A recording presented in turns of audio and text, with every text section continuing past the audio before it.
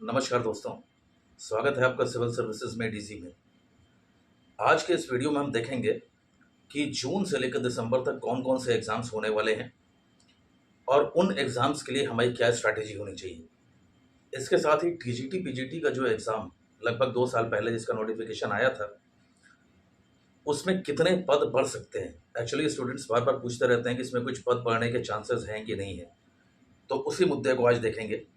इसके साथ साथ आज ही बीपीएससी की तरफ से शिक्षक भर्ती में एक नोटिस आया है, जिसमें जो अदर स्टेट वाले लोग हैं उनको बाहर कर दिया गया है। तो क्या है पूरा मुद्दा, इस पर चर्चा करेंगे। और इसके साथ साथ एसएससी जीडी की जो परीक्षाएं होनी है वो कब तक हो सकती हैं, इन सारे मुद्दों पे हम आज के इस वीडियो में बात करेंगे।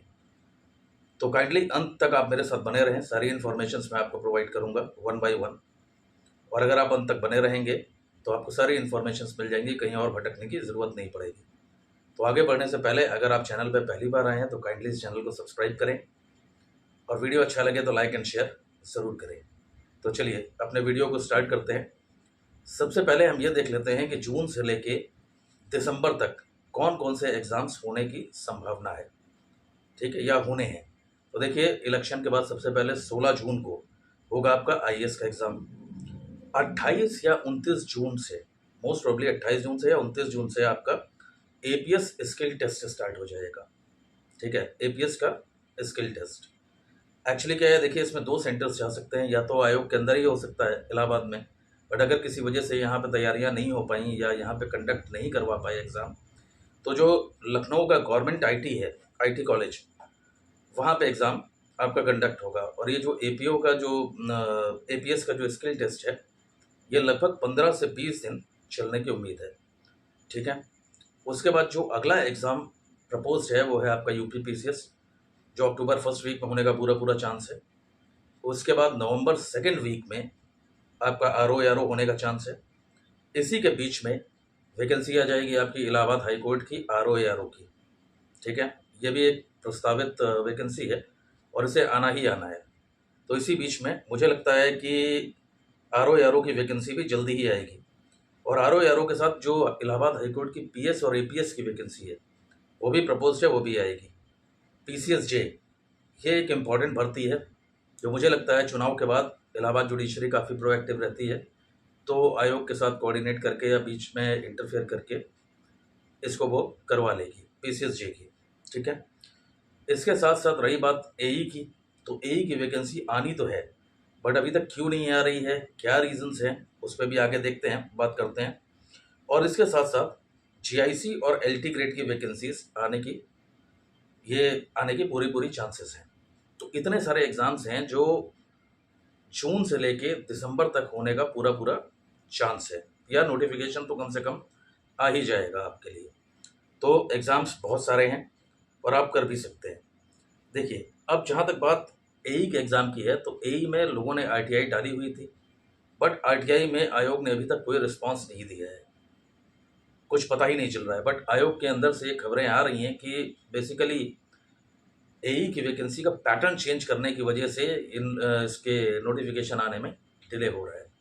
अब पैटर्न चेंज करने में क्या है, एक्चुअली ये यूपी आयोग के पैटर्न पे लेना चाह रहे हैं, जैसा पीसीएस के एग्ज़ाम्स होते हैं उस तरह से, मतलब प्रीलिम्स और मेंस।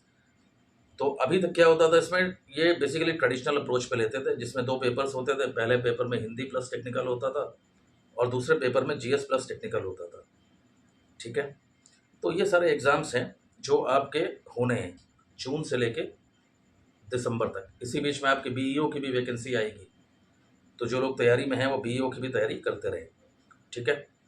अब इसके साथ साथ अगर हम इसमें एक होलिस्टिक अप्रोच में एक प्रिपरेशन स्ट्रैटेजी की बात करें, तो देखिए कोई भी सरकारी एग्ज़ाम हो उसमें 3 चीज़ें बहुत ज़्यादा इंपॉर्टेंट हो जाती हैं। पहली होती है पीवाईक्यूज़। कोई भी एग्ज़ाम हो गवर्नमेंट सेक्टर का, तो पीवाईक्यूज़ देखने से आपको पता चलता है कि किस टाइप के क्वेश्चंस आते हैं, उनका डिफ़िकल्टी लेवल कैसा है, किस टॉपिक से कितने क्वेश्चंस आते हैं, है ना। तो ये सारी चीज़ें आपको पीवाईक्यूज़ से पता चलती हैं। इसके साथ साथ जो नेक्स्ट इंपॉर्टेंट चीज़ है वो है करंट अफेयर्स। गवर्नमेंट सेक्टर का कोई भी एग्ज़ाम होगा उसमें करंट अफेयर्स ज़रूर पूछा जाएगा, ठीक है। और तीसरी इंपॉर्टेंट चीज़ है जीएस। बट जीएस का जो लेवल है वो अलग अलग एग्ज़ाम्स के हिसाब से अलग अलग होता है। अब जैसे आर का एग्ज़ाम हो या यूपी पीसीएस का एग्ज़ाम हो, तो जीएस जो है वो काफ़ी डिटेल में पूछी जाती है। बट जहाँ तक अगर हम एई एग्ज़ाम की बात करें, तो एई में जो जीएस आएगी वो बहुत ही एलिमेंट्री लेवल की होगी। तो वहाँ पे आप अगर ल्यूसेंट भी पढ़ ले रहे हैं तो आपका काम चल जाएगा। मुझे लगता है घटना चक्र तक भी जाने की आपको ज़रूरत नहीं पड़ेगी। ठीक है? तो ये तो हो गया आपकी ओवरऑल स्ट्रैटेजी कि आप कोई भी एग्ज़ाम की प्रिपरेशन कर रहे हैं, तो ये 3 कॉमन चीज़ें हैं जो आपको करनी ही करनी है। ठीक है? अब इसके बाद देखिए, जहाँ तक शिक्षक भर्तियों का सवाल है, तो आज एक नोटिस रिलीज़ हुआ है जिसमें आज का इनफैक्ट कल हुआ था, जिसमें बीपीएससी ने ये बताया है कि जो बीपीएससी की तरफ से आया है, और उसमें क्या है, जो अदर स्टेट वाले लोग हैं, जो चयनित हो गए हैं, उनको अब बाहर किया जाएगा। तो ये पूरा मुद्दा है क्या बेसिकली? देखिए, बीपीएससी की तरफ से शिक्षक भर्ती का एक नोटिफिकेशन आया था, नोटिस आया था, जिसमें सीटेट मांगा गया था। ठीक है? और सीटेट के लिए फीमेल्स को 55% मार्क्स चाहिए थे सीटेट में, और मेल्स को 60%। अब ये तो कॉमन सी बात है कि अदर स्टेट में जब आप जाते हैं तो आपको कोई रिजर्वेशन नहीं मिलता है, आप जनरल कैटेगरी की तरह ट्रीट किए जाते हैं। बट ये बात मेल्स में तो क्लियर थी, फीमेल्स में कुछ लोगों ने भर दिया और फाइनली सेलेक्ट भी हो गए। तो उनमें से कुछ लोगों की ज्वाइनिंग हो गई है और कुछ को पहले ही रोक दिया गया था। तो अब आयोग इस चीज़ को क्लियर कर रहा है, बीपीएससी इस चीज़ को क्लियर कर रहा है कि जो भी अदर स्टेट वाले थे वो जनरल कैटेगरी में ही काउंट हो रहे हैं, और जो जिनकी ज्वाइनिंग भी हो गई उन्हें भी अब बाहर किया जाएगा, क्योंकि 50% रिजर्वेशन दिया जाता है फीमेल्स को।